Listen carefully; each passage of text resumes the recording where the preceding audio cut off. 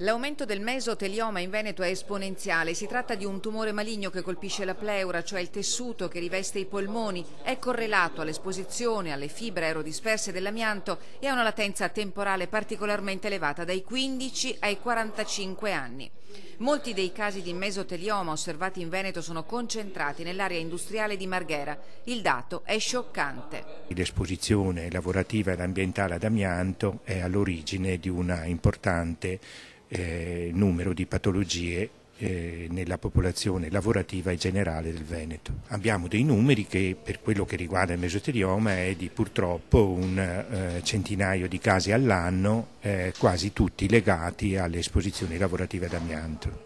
Il picco massimo delle patologie polmonari atteso entro il 2020 e i soggetti colpiti sono tra i lavoratori esposti al rischio negli anni '80. Sono indicatori dell'effetto pregresso delle anche, oltre che di una situazione svantaggiata da vari punti di vista, anche delle pregresse esposizioni lavorative ed ambientali. Il punto sulla salute dei residenti a Venezia e Mestre è stato fatto durante il convegno organizzato a Marghera dalla Fondazione Vittime dell'Amianto intitolata Beppi Ferro, storico dirigente sindacale delle officine meccaniche Stanga, ucciso dal mesotelioma come molti compagni di lavoro nel 2000. Abbiamo 3 ordini di problemi che evidenziamo oggi.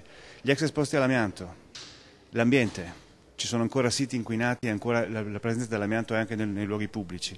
E poi i lavoratori che fanno le bonifiche. Abbiamo bisogno anche di avere una specifica normativa per queste persone che la effettuano veramente la bonifica, che in molti casi sono lavoratori stranieri. A Mestre, nella sede del patronato della CGIL, c'è uno sportello dedicato che fornisce informazioni, tutele e il raccordo tra il lavoratore e il sistema sanitario. Se il tema dell'amianto è un problema politico per il territorio, chiediamo sia il territorio a rispondere, quindi chiediamo alla Regione di rendersi proattiva nell'informazione a queste persone.